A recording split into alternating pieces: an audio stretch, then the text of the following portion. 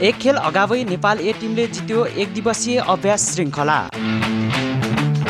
स्कटल्यान्डलाई आज भएको खेलमा डिआरएस प्रणालीका आधारमा 9 रनमा पराजित गर्दै नेपाल एले स्कटल्यान्ड र अमेरिका सम्मिलित एक दिवसीय अभ्यास श्रृङ्खला जितेको छ। नेपाल ए टिमले 4 मध्ये 3 खेल जित्दै श्रृङ्खला जितेको हो। घरेलु टोलीले पहिलो खेलमा स्कटल्यान्डलाई 45 रन र दोस्रो खेलमा अमेरिकालाई 3 विकेटले पराजित गरेको थियो। शनिबार मूलपानी स्थित माथिल्लो क्रिकेट मैदानमा घरेलु टोली बीचको खेल वर्षाका कारण 34.5 ओभरमा बिचमै रोकिएको थियो। यो स्थितिमा स्कटल्यान्डले प्रस्तुत गरेको 303 रनको लक्ष्य पछ्याएको घरेलु टोलीले 4 विकेट गुमाएर 204 रन बनाएको थियो। त्यसपछि डिआरएस प्रणालीका आधारमा अम्पायरले लक्ष्यलाई 195 रनमा छुट्याएको थियो, जस अनुसार नेपाल 9 रनले विजयी भएको हो।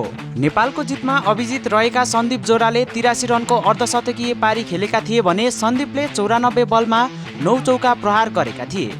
त्यस्तै ओपनर तीर्थराज दासले 24 बनाएका थिए भने चिर अहमदले 20 रन बनाउँदा ओपनर मयन यादवले 12 रन बनाएका थिए। त्यसअघि पहिलो इनिङ्स टस जितेर ब्याटिङ रोजेको स्कटल्यान्डले घरेलु टोली विरुद्ध निर्धारित 50 ओभरमा 8 विकेट गुमाएर 302 रनको योगफल खडा गरेको थियो। नेपालका लागि बलिङतर्फ आकाश चन्दले 3 विकेट लिँदा शेर मल्ल, विपिन खत्री, पवन सराफ र कुशल मल्लले समान 1-1 विकेट लिएका थिए। अब नेपालले श्रृङ्खलाको अन्तिम खेल भोलि अर्थात् आइतबार अमेरिकासँग खेल्ने तालिका रहेको छ।